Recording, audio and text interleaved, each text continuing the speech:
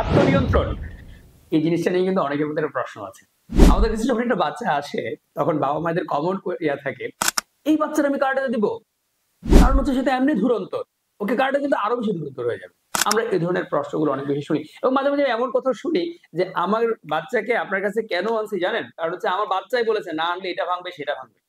তার মানে এই যে আত্মনিয়ন্ত্রণহীনতাকে আত্মনিয়ন্ত্রণে আনার জন্য আপনার কারাটে প্রশিক্ষণ জরুরি।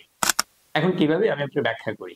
আমি যখন ওই অভিভাবকদেরকে বলি আপনার বাচ্চাকে কারাটে শিখান দেখবেন সব ঠিক হয়ে যাবে, তখন ওনারা বলেন যে যে বাচ্চারা কারাটে না শিখে এরকম ঢিসুম ঢিসুম ঢিসুম করে সবাইকে, যদি শিখে তাহলে তো বাসা সবই ভেঙে ফেলবে।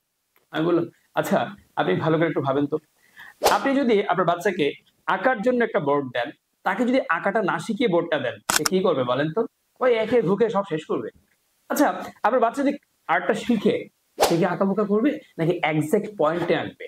বললে এক্সাক্ট পয়েন্টে আঁকবে। আচ্ছা, আপনার বাচ্চাকে ফাইট শিখিয়েছেন? শেখাননি। তারপর বাচ্চাটা এদিক ওদিক ইমপ্লিমেন্ট করবে।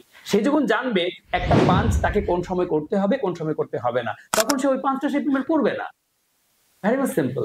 তো যখন ৩ মাস, ৬ মাস, ৪ মাস যেতে থাকে, তখন ওই প্যারেন্টস এসে বলতে থাকে, আমার বাচ্চারা কিন্তু অনেকটাই মানে এই জিনিসটা যে আত্মনিয়ন্ত্রণের ব্যাপারটা কিন্তু সে অনেকটাই ক্যাপচার করতে পেরেছে। মূলত হচ্ছে এটা আমরা তাদেরকে শেখাই না, আত্মনিয়ন্ত্রণটা।